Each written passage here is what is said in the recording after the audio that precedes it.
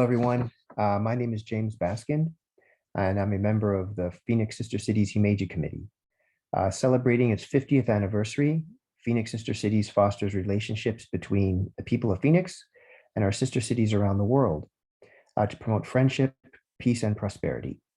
It's our honor to participate in this year's Matsuri and nurture kintsugi, mending ourselves as we heal from illness and isolation, mending our communities by coming together virtually, and mending our world by promoting peace.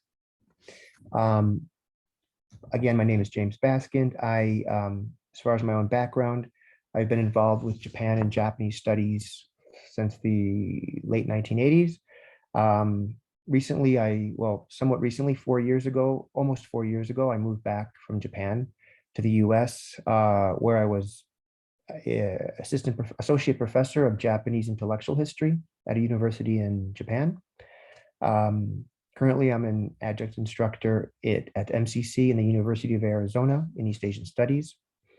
I've also practiced tea ceremony since the mid-1990s, early to mid-90s, when I was a grad student in Japan for a period.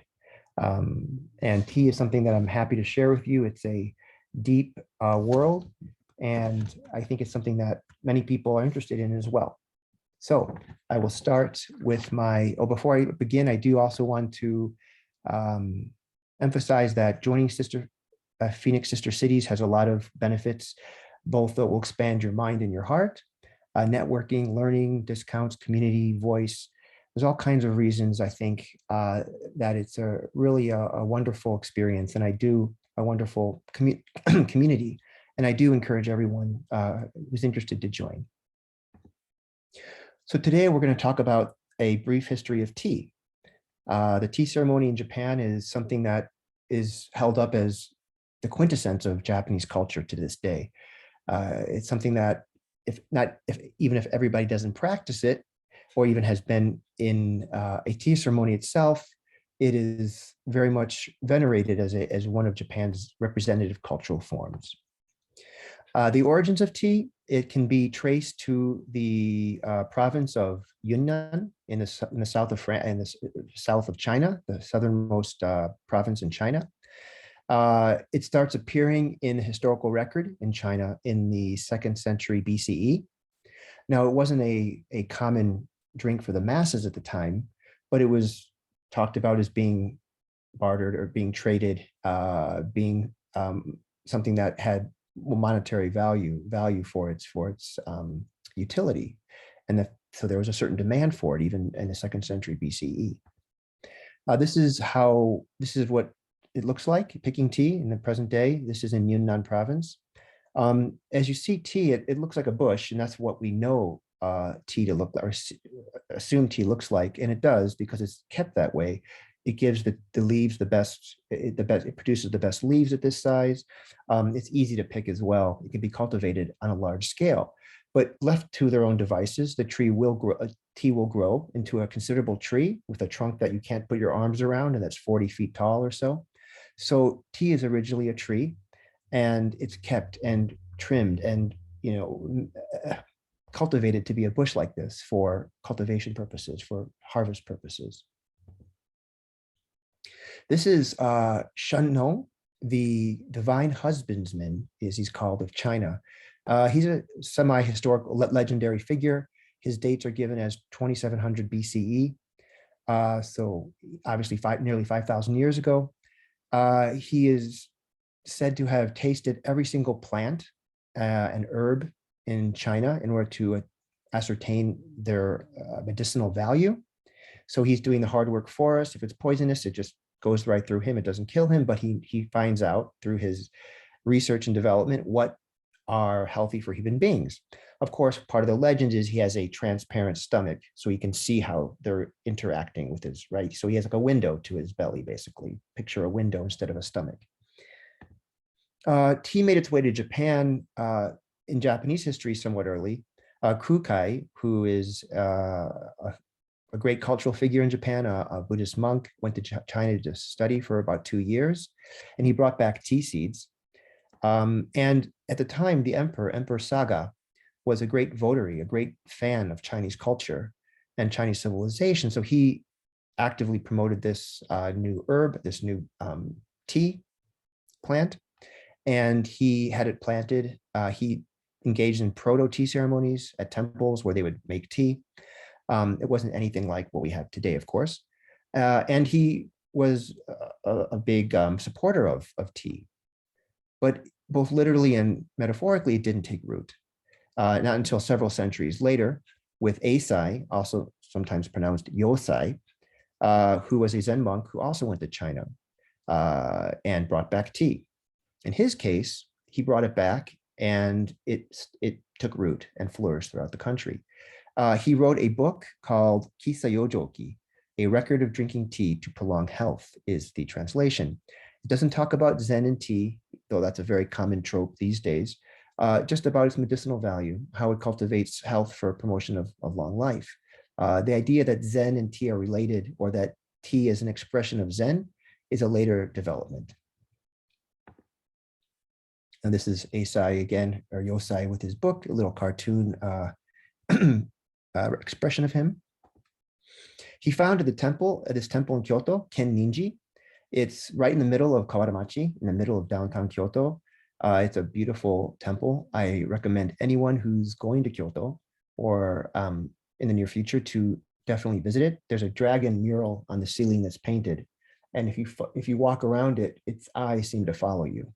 It's some kind of optical illusion, but it's stunning, and it's a wonderful place to visit when you're in Kyoto. Now, the tea ceremony, as it's remembered or thought of today, is very much associated with women.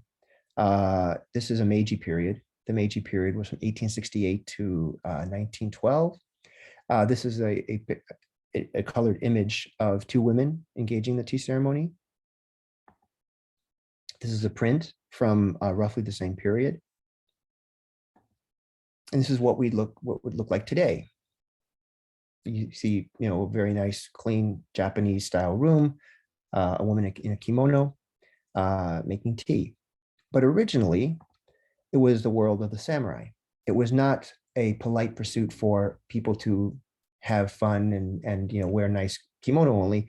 It was part of statecraft during the Warring States period. This is the late 15th century or 16th century, that's when tea really came into its own. Feudal lords, the three unifiers of Japan, Oda Nobunaga, Toyotomi Hideyoshi, and Tokugawa Ieyasu.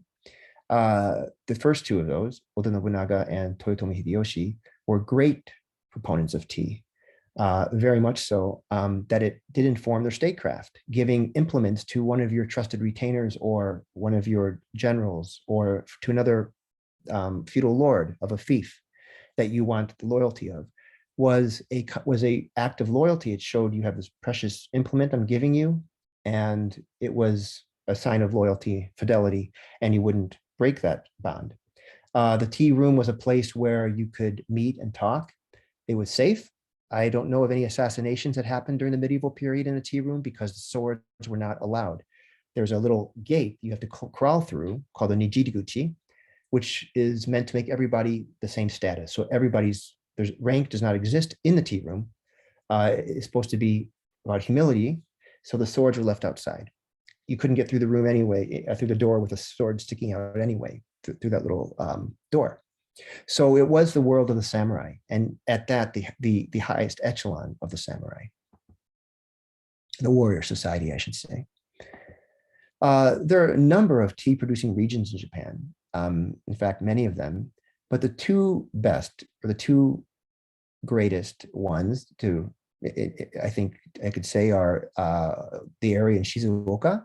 An area in Shizuoka Prefecture is about an hour from Tokyo. It's a big prefecture, so it depends where you're measuring from, but it's in the vicinity of the Kanto area. It's in the Kanto area. And as you can tell, it's Mount Fuji in the background. And this is Shizuoka Prefecture, and the tea there is very good. It's known traditionally for being very good, and it produces a large quantity of it. It's a very lot of water, rainfall. It's a very good tea producing region. My favorite, though, and what is considered probably the premier tea in Japan, comes from Uji. which is a town in Kyoto, about 15 minutes outside the city, a little 15, 20 minutes outside the center of Kyoto. And this is considered in many ways, maybe it's the Bordeaux of what Bordeaux is to wine, Uji is to tea. This is where the Obaku monks, the Chinese monks that represented the third great wave or third school of Zen, they brought to Japan in the mid 17th century. They brought and popularized sencha, which is loose leaf tea. Before that time, it was matcha, powdered tea. And I lived near this area and I visited the temple there that I did my dissertation research on. So matcha literally is powdered tea. This is the tea style that was brought back to Japan from China because during the Song period in China, this is what was popularly taken. And the monks that brought this back first were coming from Japan at a time that it was the Song period in China. And loose leaf tea or sencha was not yet the popular form of tea. This is what we call the matcha tea ceremony, sado, the tea ceremony like you know from the images you just saw. And then you have sencha, steeped tea, okay, which is loose leaf tea that you pour hot water in over. It sits there, it steeps in the tea, and then you pour it out. So with matcha, you're drinking tea leaves that are pulverized like into a very fine powder, like flour almost. And you pour water over that. You whisk it with a bamboo whisk like this. And you have your tea and you drink it. So you're drinking tea leaves, not water that was steeped in the tea leaves, okay? Steeped tea has its own ceremony. It's a very different ceremony. It grew originally as a reaction to the matcha ceremony, which was very codified, very solemn, seen as, kind of bereft of innovation after a certain point. It became very ossified. But in time, so did the sencha ceremony. But the sencha ceremony has more colors.